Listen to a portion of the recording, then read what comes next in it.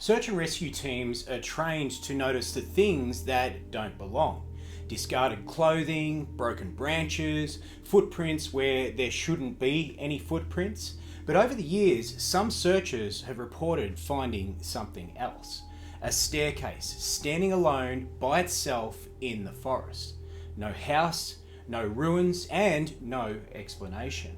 And according to those who claim to have encountered them, there's just one rule that matters more than any other.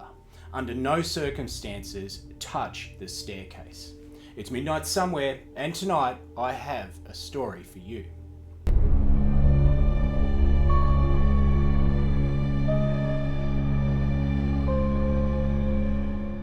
The staircases are not found near trails. They're not found near campsites, and they're not found near abandoned buildings. They're found deep inside of the forest, miles from roads, miles from development, and miles from anywhere that they should possibly exist. Sometimes they're made from concrete, sometimes they're made from wood, sometimes they're carpeted, clean, pale, and very strangely intact. There's never a foundation, there's never any rubble, there's no debris, and there's never any evidence that they stood beside a structure. Just stairs leading upwards and to completely nowhere. Now, what makes the staircase stories so unsettling isn't just the objects themselves, it's who actually talks about them. These stories don't come from hikers looking for attention. They don't come from urban explorers, and they don't come from folklore or local legend.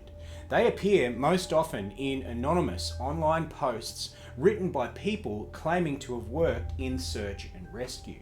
Different regions, different years, and different writing styles, but the details rarely ever change. Across these accounts, the same rules appear again and again and again.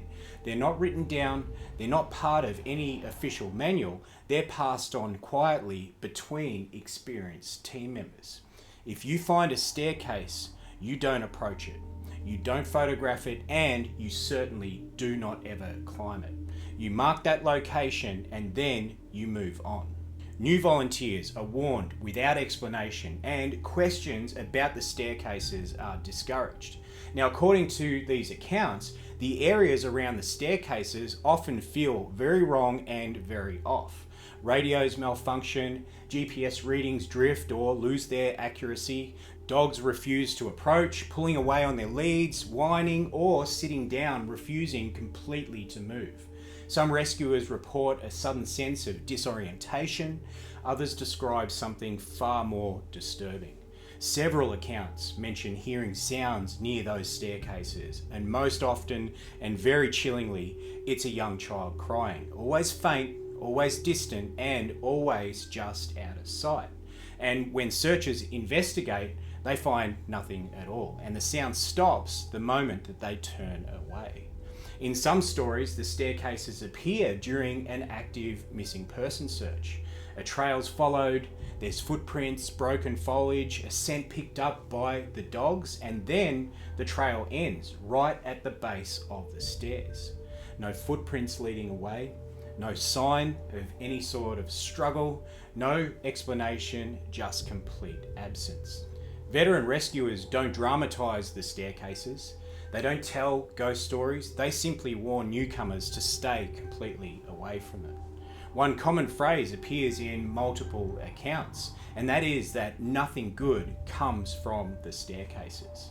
One anonymous account describes a young volunteer who ignored that one rule. He claimed that he'd been part of the search and rescue for over a year, and he'd heard about the staircases during his training. He was told never ever to go near them, and for a very long time he listened, until curiosity one day finally got the better of him. And during a search for a missing teenager, he lagged behind the main group. And off to one side of the forest and out of the corner of his eye, he noticed something very out of place. And you guessed it, it was one of these staircases. It was white, it was carpeted, it was clean, and it was completely untouched. And he wrote that as he approached, nothing at all happened. There was no strange sounds that he recalled, there was no physical reaction, and there was no sense of any sort of danger. And he also wrote that that almost made it worse. He placed his hand on the carpet, and to his surprise, it felt new. It also felt slightly sticky, and it was like something that didn't really belong outdoors. He turned on his radio and he began climbing up the stairs step by step. He later wrote that he expected something dramatic to happen, a flash of light, a collapse, or something very obvious. Instead, he reached the top and he stood there, and that's when he said the feeling started. Not fear, but a deep sense that he was somewhere he had no right to be, like standing in a restricted area or being watched without seeing anybody observing him. And then the forest went completely silent, instantly. No wind, no birds, no insects, and he wrote that he couldn't even hear his own breathing. All he could feel was just the intense pressure. Now, with that feeling, he felt like that he had to move, because if he didn't, something very, very bad was going to happen.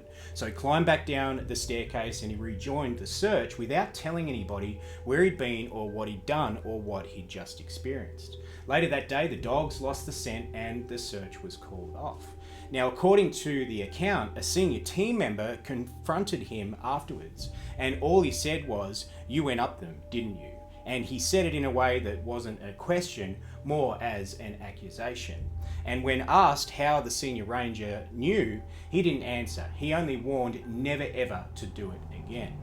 Now, these accounts aren't officially verified. There are no physically written reports, there's no confirmations, there's no agencies that acknowledge this phenomenon, and yet the stories still persist, written quietly, shared very cautiously, and often deleted. They don't demand belief, they're written and read like warnings. Now, wood rots, metal rusts, structures collapse over time, but in these stories, the staircases remain completely clean, unclaimed, and waiting. And the rules surrounding them feel less like superstition and more like experience. Most dangers announce themselves, they make noise, they threaten, they chase. The staircases don't do any of that. They just wait. And sometimes that's worse. If you ever come across a strange staircase in the middle of the forest, turn around and walk the opposite way. And as usual, let me know down in the comments your thoughts on tonight's story. And if you like dark stories told at midnight, make sure you're subscribed, because I upload 3 new stories every single week. And until then, I'll see you at midnight.